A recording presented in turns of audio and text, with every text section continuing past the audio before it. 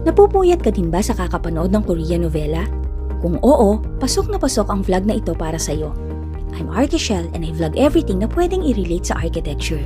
Mapa-lifestyle pa yan, food, health at iba pa.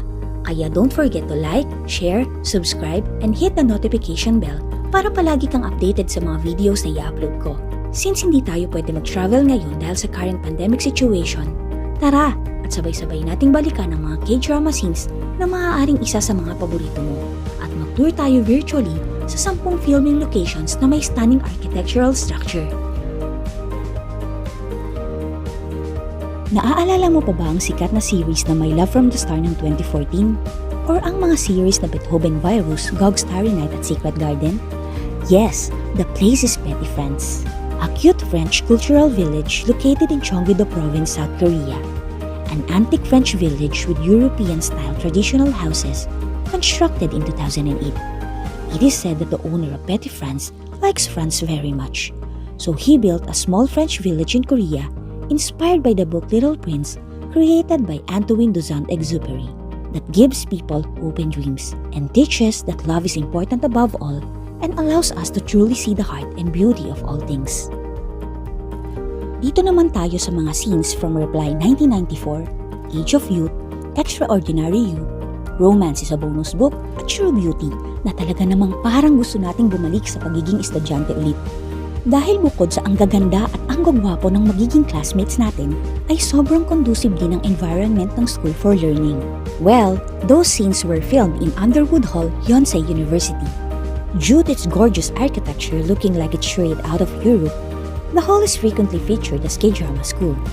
Underwood Hall Historic Site No. 276 was the second building ever built at Yonsei University, one of Korea's best universities that has modern historical significance as they were built in the early years of the 20th century. Today, the hall functions as a museum dedicated to the founder of Yonsei, Horace G. Underwood and the Underwood family. These scenes naman from the K-drama series, Two Cups, Rooftop Prince, Because This Is My First Life, Radio Romance, The King Two Hearts, Can You Hear My Heart, and Itaewon Class show the vast city of Seoul behind the majestically built fortress. Parang bigla ka din mapapaaya mamasyal at mag-date sa Seoul Fortress Wall na ito. The 18.8 kilometers fortress wall was originally built in 1396 during the Joseon Dynasty. The Fortress Wall of Seoul, or literally the Seoul City Wall, is a series of walls made of stone, wood, and other materials. It was built to protect the city of Seoul against invaders. At present, a 12-kilometer section of the wall is designated as Historic Site No. 10 and is protected accordingly. Isuot mo na ang hanbok at mapapariwind tayo sa history of Old Korea. Featured in The Moon That Embraces the Sun, Jewel in the Palace, Kingdom at madami pang iba. Ang mga K-drama series na ito were filmed in Korean folk village, also known as Minsokchon, a living museum located in Yongin, a satellite city in the Seoul metropolitan area in the province of Gyeonggi in South Korea. It was first opened on the 3rd of October 1974. Real houses from across the country were relocated and restored to create a replica of a village from the late Joseon period. Teka, huwag mo muna hubarin ang hanbok mo. Maglalakad pa tayo sa Bukchon, Hanok Village. Dito nag-shoot ang ilang K-drama series tulad ng Lovers in Paris, Personal Taste, My First Love, Temperature of Love, at Hotel de Luna. Bukchon Hanok Village is home to hundreds of traditional houses called Hanok. A Hanok is a traditional Korean house and was first designed and built in the 14th century during the Joseon Dynasty. Hanok shapes differ by region. In the cold northern regions of Korea, Hanoks are built in square with a courtyard in the middle in order to retain heat better. In the south, Hanoks are more open and L-shaped. Sino ba naman ang makakalimot sa mga scene ito from Goblin? Or ang mga scenes from Do You Like Brahms, Oh My Lady Lord, My Unfamiliar Family, at Run On. Ito ang sikat na Deoksugung Palace Stonewall Walkway. It looks like a seemingly simple spot, but it is more than meets the eye. The picturesque walkway is a perfect example of urban space that blends with historical motif and nature all in one. The stone wall, which belongs to Deoksugung Palace, runs a total of 1,100 meters. Moreover, Deoksugung or Deoksu Palace that is being surrounded by this stone wall is one of the 5 grand palaces built by the kings of the Joseon dynasty. It is where the royal family lived during the Joseon era until the annexation of Korea by Japan in 1910. It is also where modern and Western architecture meet but blends harmoniously with the old Korean architecture. And here's a bonus trivia.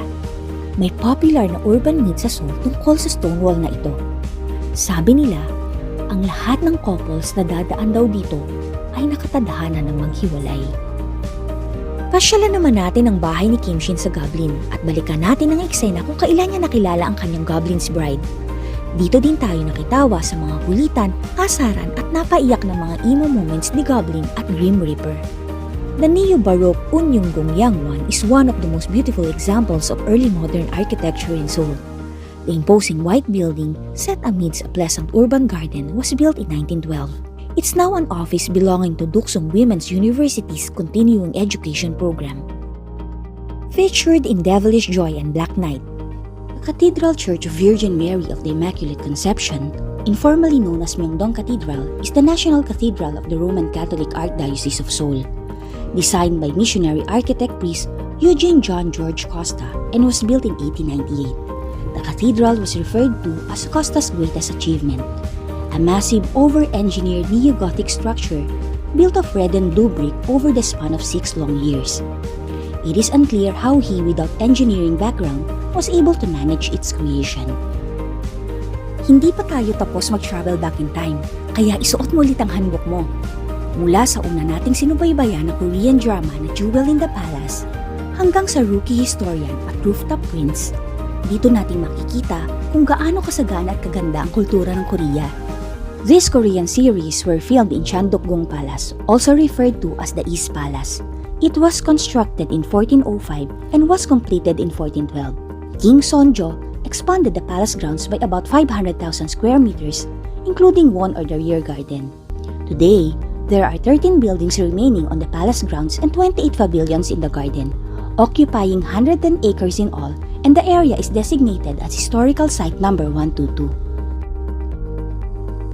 Mula sa Korean series na Fated to Love You, Are You Human?, My First Love, the producers, to the recently kakilig na scene from Vincenzo, lahat ito were filmed in Dongdaemun Design Plaza. The Dongdaemun Design Plaza, abbreviated as DDP, is a major urban development landmark in Seoul, South Korea. Designed by the late architect Zaha Hadid, with a distinctively neo-futuristic design characterized by the powerful curving forms of elongated structures. The landmark is the centerpiece of South Korea's fashion hub and popular tourist destination. Dongdaemun, featuring a walkable park on its roof, large global exhibition spaces, futuristic retail stores, and restored parts of Seoul Fortress, the DDP has been one of the main reasons for Seoul's designation as World Design Capital in 2010.